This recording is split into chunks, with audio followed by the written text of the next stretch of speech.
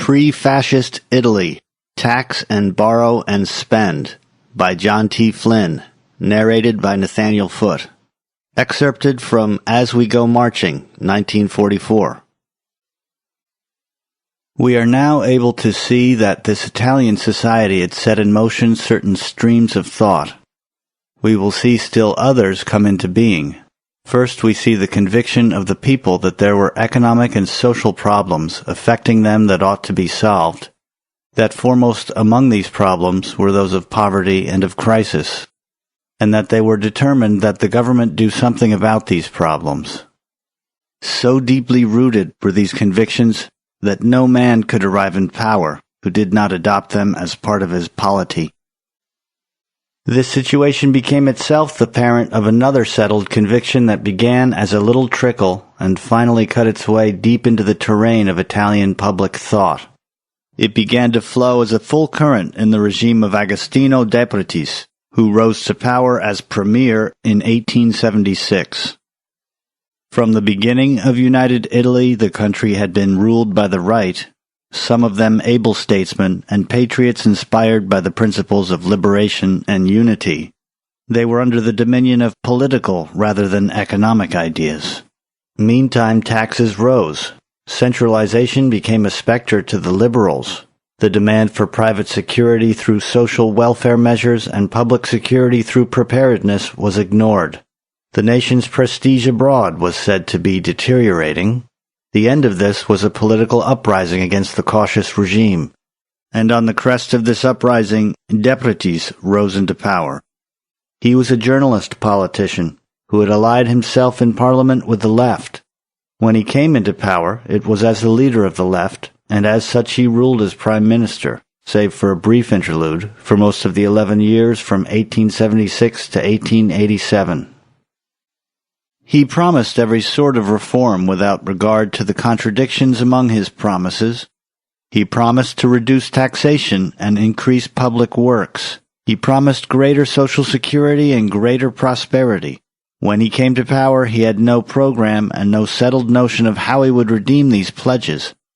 His party was joined by recruits from every school of political thought. He found at his side the representatives of every kind of discontent and every organ of national salvation. The oppressed tenants, along with the overworked and underpaid craftsmen of the towns, crowded around him beside the most reactionary landowners and employers, to demand, as one commentator said, the honoring of the many contradictory promissory notes he had issued on his way to office. He was supposed to be a man of personal integrity so far as money was concerned, but he proved to be a leader of obvious intellectual dishonesty. He was shallow-measured as a statesman, with only the most rudimentary knowledge of the grave problems of economics and social reform. But as a politician, he was a craftsman of the first order. He had a cunning knowledge of men. If he understood only superficially the weaknesses and evils of the social system, he knew instinctively the frailties and vices of political leaders. He practiced a policy of pleasing everyone. He entered office with no settled plan of government, depending on day-to-day improvisation to meet the multiplying difficulties. A depressing fate has seemed to dog the footsteps of so-called leftist ministries of Italy. De Pretis, with fellow liberals in key positions of his cabinet, adopted when he came to power the policies of his conservative predecessors and called them his own.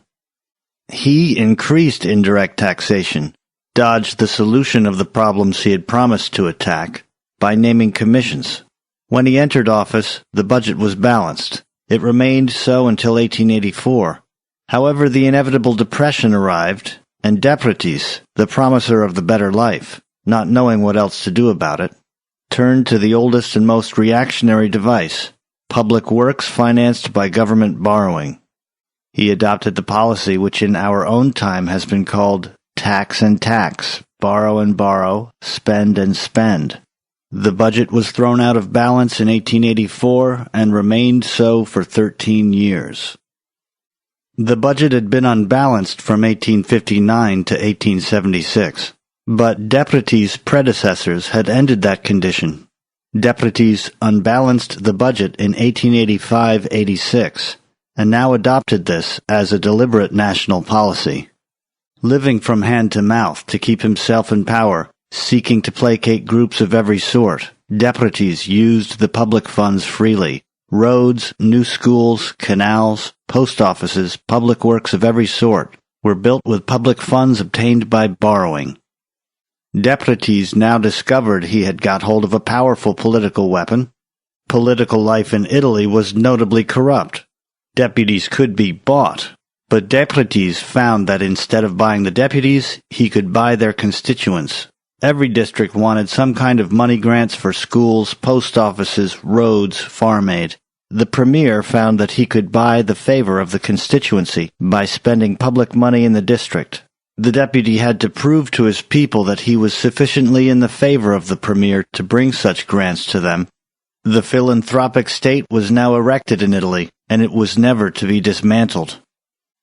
Miss Margot Hentz describes the system thus, quote, "Pressure was brought to bear through the organs of local administration, who were given to understand that favorable districts might expect new schools, public works, roads, canals, post and telegraph offices, etc., while the unfavorable might find even their existing institutions suppressed, and the effect of these tactics was great. Many of the most eminent men on the right lost their seats." Unquote. The Encyclopaedia Britannica, 14th edition, 1929, title Italy, thus alludes to this episode.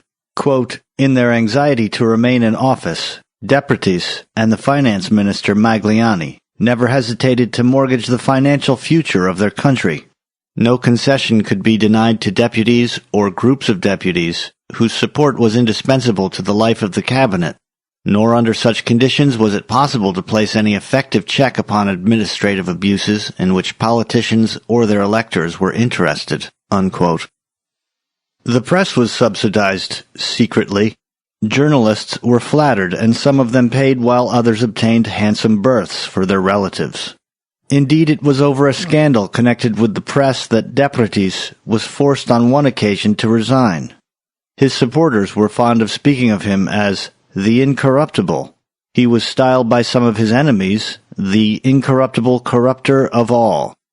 Thus, the first liberal government in Italy made to its public life the dubious contribution of control with public funds and the policy of borrowing and spending. Those who imagine that the device of spending deficit money is an invention of present-day reformers may be interested in the record of Italian deficits. From 1859 to 1876, deficits, 17 years. From 1876 to 1884, balanced budgets, 8 years. From 1884 to 1889, deficits, 14 years. 1898 to 1910, balanced budgets, 12 years. From 1910 to 1925, deficits, 15 years. Total deficits, 46 years. Total balanced budgets, 20 years. Thus, in 66 years of national life up to 1925, the budget of Italy was unbalanced for 46 years. The first 17 years of this record arose out of the assumption of the debts of the several constituent states and the great burdens attending organization of the new nation. But after Depretis, the deficits were the product of a definite policy of spending borrowed money on public works to avert economic disaster and enable ministries to remain in power. The result of these spendings and borrowings, of course, was to create a great and ever-growing debt. By June 30th, 1914, Italy's national debt was 15,766,000,000 lire, a huge sum in the purchasing power of that day for a country of Italy's size and poverty. The consequence of this was that Italy found herself, as she entered the war, under the necessity of immense war expenditures, financed by huge borrowings on top of the already staggering debt. The effect of this debt, even before the war, was to impose an exhausting burden of taxation on people too poor to live in decency. By 1913, the interest on the debt alone made up a fourth of all the public revenues. And by 1914, when people were grumbling about the oppressive cost of the Army and the Navy, the interest on the debt amounted to almost as much as both these sums. The debt and the servicing of it became the most harrying problem of the government. King and O'Key said in 1909 that quote, "The country is weighed down by taxation because the state has undertaken burdens beyond its strength," unquote, and added that, quote, "The financial question is at the bottom of half the difficulty in Italy," unquote. Certainly it intruded itself upon the discussions of every other question. Once having committed themselves to keeping things afloat by government spending, there was no escape from it. The device having been discovered as a means to power, there were always leaders who were willing to use it. Against them, the more prudent and honest statesmen, who counseled sane and financial policy, were powerless. Good advice was unavailing against grants of money. Italy could never repay the debt. She could never hope to make a substantial reduction of it. And as the deficits mounted, prudent men could see no end ahead save disaster. The interest charge became so intolerable that when Giolitti was able to refund the debt at a lower rate of interest, the achievement was hailed as Italy's financial risorgimento. It is interesting to find the late Guglielmo Ferrero sounding a warning against Italy's borrowing-spending policy as far back as 1899. In a little-known volume called Militarism, he told how the government had opened new roads, built public works on an elaborate scale, set up banks, organized great public services, spending on all this, quote, "fabulous sums," unquote, and, quote, "contracting heavy debts," unquote. These novelties, observed Ferrero, were copied from the French Parliament, and as a result the Italian Parliament, quote, "finally grew to resemble the French Parliament and became an instrument in the hands of an oligarchy," unquote. Then he called attention to the approaching denouement. Quote, "When the fountains of government abundance began to dry up, when through lack of funds and the impossibility of negotiating fresh loans, the state was forced to check the extension of bureaucracy and to put a stop to public works, then and only then did the Italians realize what it meant to have allowed themselves to be made one of the most heavily taxed nations in the world," unquote. Italy enjoyed a respite for 12 years from deficits after 1898 up to 1910. During that period, she had a windfall in the shape of great remittances of cash from her emigrant citizens who had settled in America and who kept a continuous flow of funds back to the old folks at home. That played a very great part in balancing her budget, for there was a steady stream of emigrants leaving Italy, very poor people who contributed very little to the purchasing power of her population, and whose departure removed a considerable army annually from among those who stood in need of government assistance, draining away large numbers of the unemployable population. Those who left became by Italy's standards heavy earners in the New World, and were transformed into contributors to her national income rather than unproductive beneficiaries of it. The balanced budget, despite this, passed away definitely in 1911, not to return again until a great war and a subsequent revolution had swept from the people of Italy their freedom. The Ludwig von Mises Institute hopes you have enjoyed this audio Mises Daily. For a world of free market literature, media, and discussion, visit Mises.org.